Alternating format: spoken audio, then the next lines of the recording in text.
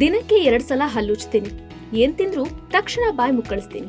ಆದ್ರೂ ಕೂಡ ಈ ಹಳದಿ ಹಲ್ಲಿನ ಸಮಸ್ಯೆ ಕಡಿಮೆ ಆಗ್ತಿಲ್ಲ ಅಂತ ಚಿಂತೆನಾ? ಡೋಂಟ್ ವರಿ, ನಿಮ್ ಪ್ರಾಬ್ಲಮ್ಗೆ ಇಲ್ಲಿದೆ ಸೊಲ್ಯೂಷನ್. ಇನ್ಮೇಲೆ ಬ್ರಷ್ ಮಾಡೋದಕ್ಕೂ ಮುಂಚೆ ಈ ಒಂದು ರೆಮಿಡಿಯನ್ನ ಟ್ರೈ ಮಾಡಿ. 1 ಚಮಚ ನಿಂಬೆ ರಸಕ್ಕೆ ಚಿಟಿಕೆ ಉಪ್ಪು, ಅರ್ಧ ಚಮಚ ತೆಂಗಿನ ಎಣ್ಣೆ ಸೇರಿಸಿ 1-5 ನಿಮಿಷ ಪಕ್ಕಕ್ಕಿಡಿ.